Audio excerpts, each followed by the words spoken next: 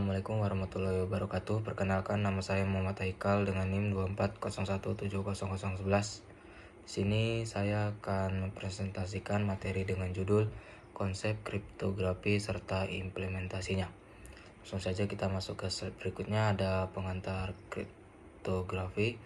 Jadi di sini kriptografi merupakan ilmu dan seni untuk menjaga keamanan informasi dengan cara mengubah data menjadi bentuk yang tidak dapat dibaca oleh pihak yang tidak berwenang.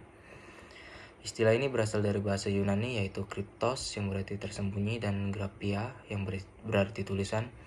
Dan di era digital modern seperti sekarang, kriptografi menjadi fondasi utama dalam sistem keamanan informasi.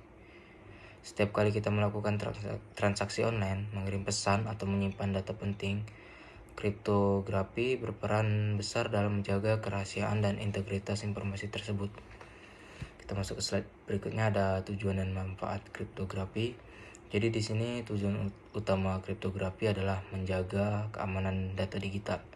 Yang pertama ada kerahasiaan data, yaitu agar hanya pihak berwenang yang dapat mengakses informasi melalui proses enkripsi. Yang kedua ada integritas data, yaitu memastikan bahwa data tidak berubah selama proses pengiriman. Yang ketiga ada pencegahan penyalahgunaan, yakni dengan adanya autentifikasi dan kontrol akses yang ketat. Dan yang terakhir adalah keamanan komunikasi, fungsinya untuk melindungi pesan digital agar tidak bisa disadap oleh pihak lain. Semua aspek ini menjadikan kriptografi sangat penting dalam dunia teknologi informasi. Kita masuk ke slide berikutnya, ada klasifikasi kriptografi. Jadi secara umum kriptografi terbagi menjadi dua jenis utama, yaitu ada model klasik dan model modern. Metode klasik ini digunakan sebelum era komputer. Contohnya adalah Kaisar Clipper dan Vinegar Keeper yang bekerja dengan mengganti huruf atau mengubah posisi karakter secara manual.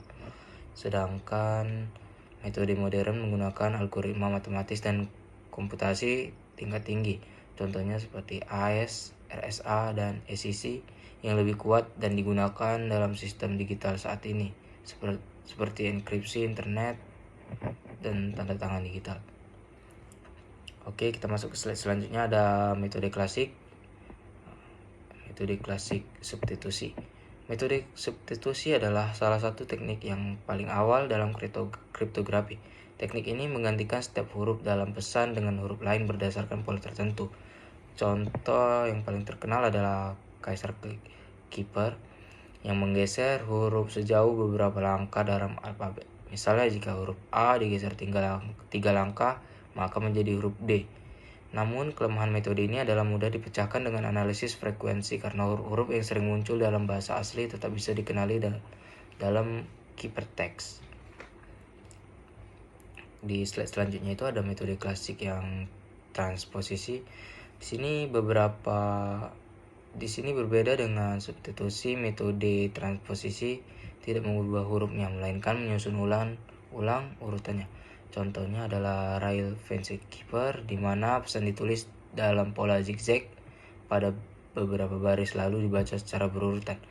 Metode ini sedikit lebih aman dibandingkan substitusi, tetapi bisa dipecahkan dengan analisis yang teliti. Yang kedua adalah metode klasik ini penting untuk dipahami karena menjadi dasar dalam pengembangan sistem enkripsi modern. Oke, slide selanjutnya itu ada metode modern, kunci simetris. Dalam metode kunci simetris ini, proses enkripsi dan dekripsi menggunakan kunci yang sama. Artinya pengirim dan penerima harus memiliki kunci rahasia yang identik. Contohnya adalah algoritma DES, AES, dan Blowfish. Metode ini memiliki keunggulan yaitu proses enkripsi cepat dan efisien, sehingga cocok untuk data yang berukuran besar. Namun kelemahannya adalah distribusi kunci menjadi masalah. Jika kunci bocor, seluruh komunikasi bisa terbaca oleh pihak lain.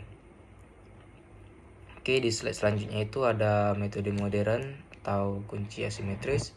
Berbeda dari sebelumnya, metode kunci asimetris menggunakan dua kunci yang berbeda, kunci publik dan kunci privat. Kunci publik digunakan untuk mengenkripsi pesan, sementara kunci privat digunakan untuk mendekripsinya. Contoh, algoritma yang populer adalah RSA dan ACC. Keunggulannya, sistem ini sangat aman untuk komunikasi terbuka karena kunci publik dapat dibagikan secara bebas.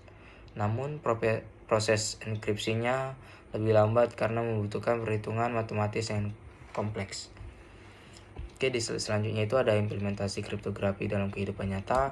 Jadi di sini kriptografi banyak digunakan dalam kehidupan sehari-hari tanpa kita sadari. Misalnya saat kita membuka situs web dengan protokol HTTPS, teknologi SSL atau TLS yang bekerja untuk mengenkripsi komunikasi antara browser dan server. Jadi dalam aplikasi peran seperti WhatsApp dan Telegram, di situ digunakan enkripsi end-to-end agar hanya pengirim dan penerima yang bisa membaca pesan. Dan di dunia perbankan, sistem ATM dan kartu kredit memanfaatkan kriptografi untuk melindungi PIN dan data transaksi.